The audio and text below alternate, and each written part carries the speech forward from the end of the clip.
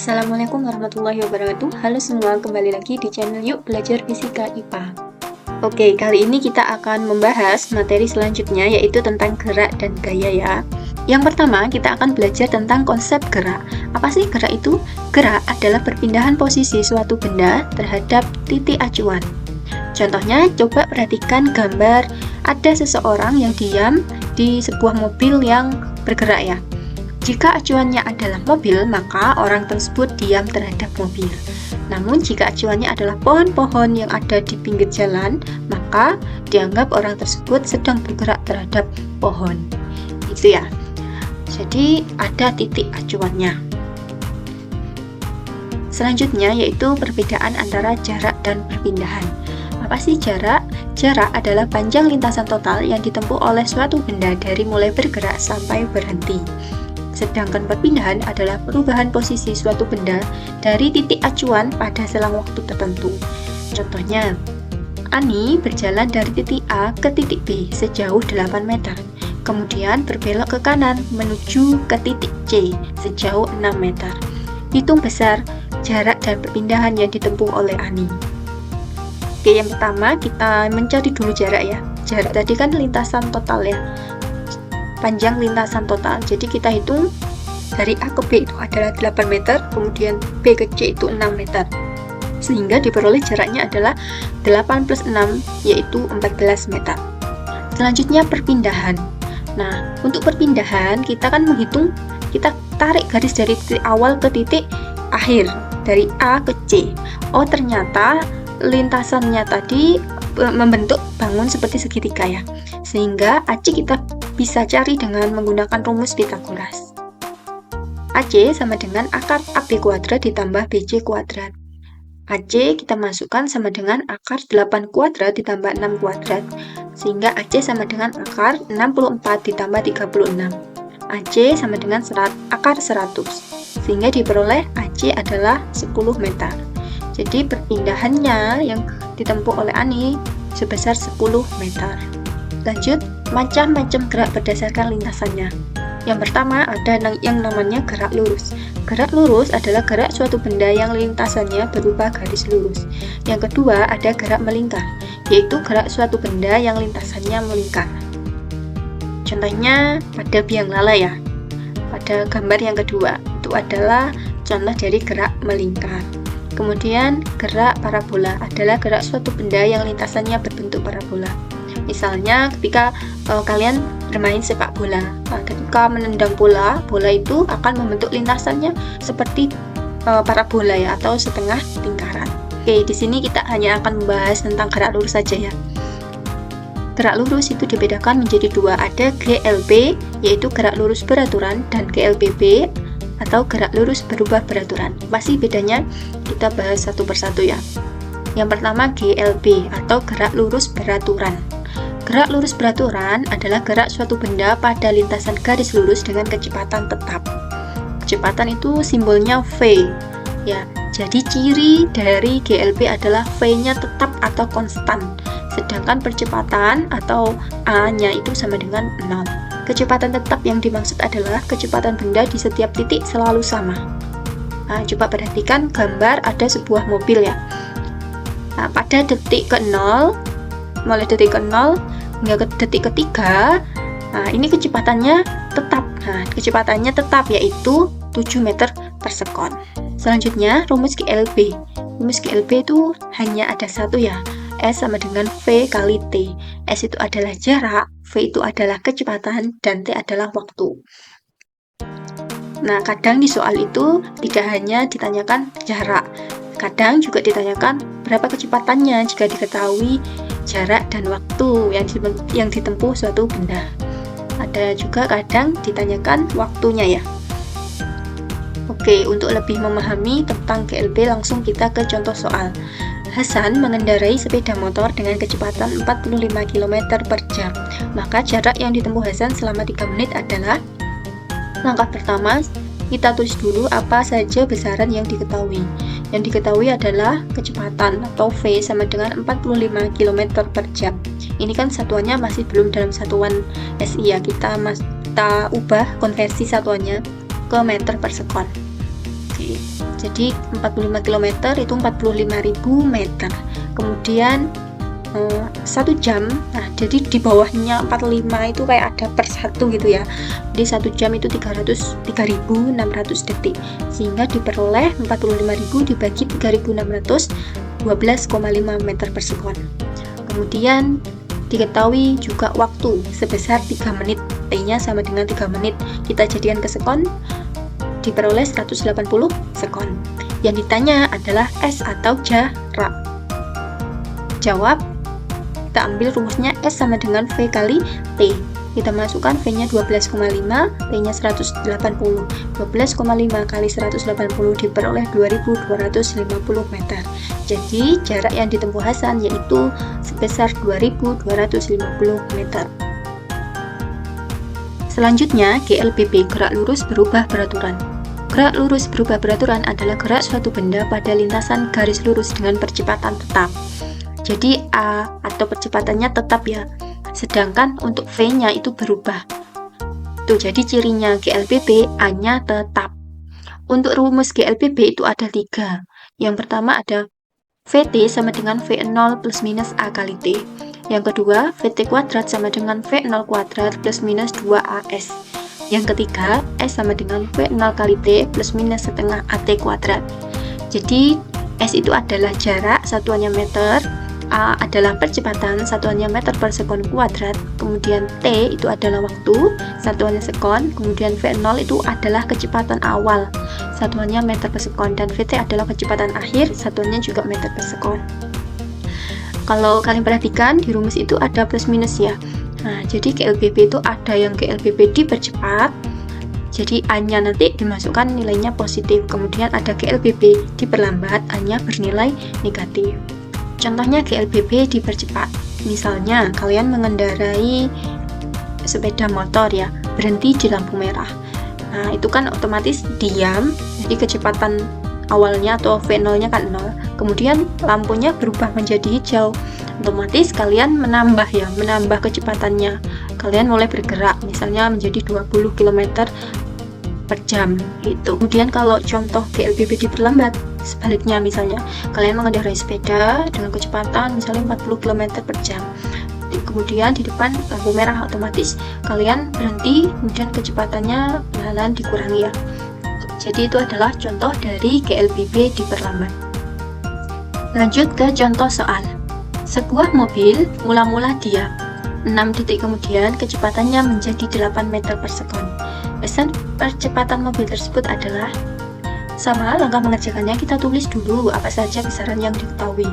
Yang diketahui yaitu ada V0 sama dengan 0. Jadi kan mobil mula-mula diam, otomatis kecepatan mula-mulanya atau V0 sama dengan 0. Kemudian VT-nya adalah 8 meter per sekon dan waktunya T sama dengan 6 sekon. Yang ditanya adalah percepatan A.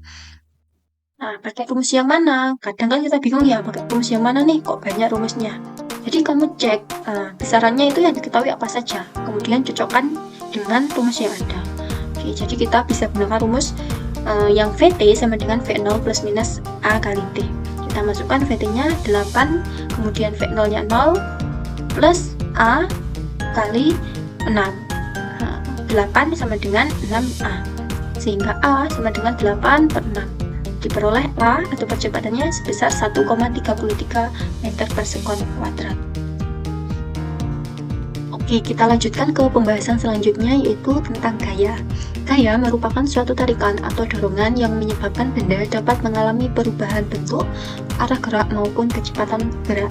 Contohnya, ketika seseorang mendorong mobil yang sedang mogok ya, dari keadaan diam kemudian didorong atau diberikan gaya, maka mobil dapat berpindah ya. Nah, terkadang untuk bisa membuat mobil itu bergerak dibutuhkan beberapa orang. Nah, jadi gayanya itu lebih dari satu.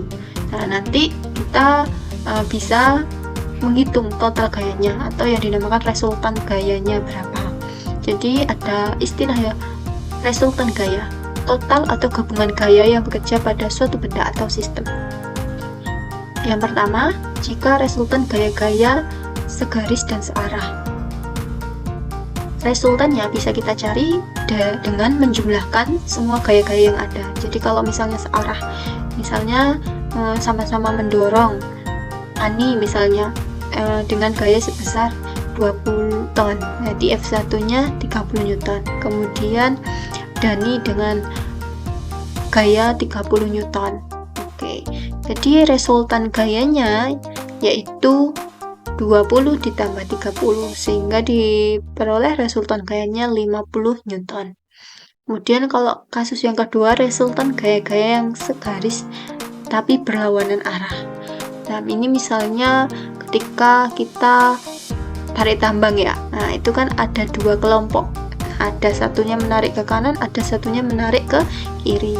Nah, untuk kasus seperti ini, yang ke kanan kita beri tanda positif, kemudian yang ke kiri kita beri tanda negatif, sehingga resultan gayanya kita peroleh F1 ditambah min F2. Oke, lanjut. Ada seorang ilmuwan yang telah menemukan beberapa hukum mengenai gerak benda, yang kemudian dinamakan dengan hukum Newton. Beliau adalah Sir Isaac Newton. Hukum Newton ada 3, yaitu hukum 1 Newton, hukum 2 Newton, dan hukum 3 Newton. Kita bahas satu persatu. Yang pertama, hukum 1 Newton. Hukum 1 Newton berkaitan dengan sifat kelembaman. Sifat kelembaman itu adalah kecenderungan suatu benda untuk mempertahankan posisi atau kedudukannya. Hukum 1 Newton berbunyi, benda yang diam akan tetap diam, dan benda yang bergerak akan terus bergerak dengan kecepatan konstan atau tetap, apabila resultan gaya yang bekerja pada benda tersebut sama dengan 0, atau sigma F-nya sama dengan 0. Oke, untuk lebih memahami, kita perhatikan contoh berikut. Saat kita naik mobil yang bergerak dengan kecepatan tetap, tapi tiba-tiba sopir mengerem mendadak, maka apa yang terjadi? Tubuh kita akan terdorong ke depan ya. Kenapa hal ini bisa terjadi? Hal ini terjadi karena tubuh kita sudah nyaman bergerak sesuai dengan kecepatan tetap mobil. Ya, tubuh kita sudah nyaman bergerak dengan kecepatan tetap mobil. Tetapi tiba-tiba mobil mengurangi kecepatannya secara mendadak, sehingga tubuh kita terdorong ke depan karena ingin mempertahankan geraknya ke depan. Nah, inilah yang dimaksud tadi hukum 1 Newton berkaitan dengan sifat kelembaman, ingin mempertahankan posisi atau kedudukannya. Jadi yang bergerak ingin tetap bergerak. Jadi kita kan tadi di dalam mobilnya bergerak. Jadi kita terdorong ke depan karena ingin mempertahankan keadaan bergerak tadi. Seperti itu ya. Lanjut ke hukum 2 Newton. Hukum 2 Newton berbunyi, percepatan yang dialami suatu benda berbanding lurus dengan resultan gaya dan berbanding terbalik dengan masanya. Boleh juga dituliskan dalam persamaan sigma F sama dengan M kali A. Contohnya bisa dilihat pada gambar. Ketika kita berbelanja di swalayan, kita seringkali menggunakan yang namanya troli ya. Ketika kita mendorong troli tersebut, perlahan troli akan bergerak. Jika kita mendorongnya lambat, nah trolinya bergeraknya juga lambat atau pelan ya. Apabila kita mendorongnya semakin kuat, maka troli akan bergerak semakin cepat pula. Hal ini sesuai dengan pernyataan bahwa semakin besar gaya yang diberikan pada benda, maka percepatan benda tersebut juga semakin besar. Jadi hubungan antara F dan A itu dia berbanding lurus, gitu ya. Bisa dipahami? Yang terakhir, hukum 3 Newton. Hukum 3 Newton ini berkaitan dengan gaya aksi dan reaksi. Hukum 3 Newton berbunyi, apabila benda pertama memberikan gaya pada benda kedua, jadi benda pertama memberikan gaya aksi, maka benda kedua juga akan memberikan gaya pada benda pertama atau gaya reaksi yang besarnya sama tetapi arahnya berlawanan. Kita bisa tuliskan persamaannya F aksi sama dengan min F reaksi. Contohnya, ketika kita berenang, kita ingin tubuh kita terdorong ke depan, maka kita harus menggerakkan tangan kita ke arah belakang ya. Jadi tangan kita memberikan aksi, memberikan gaya ke air, sehingga air akan mendorong tubuh kita ke depan.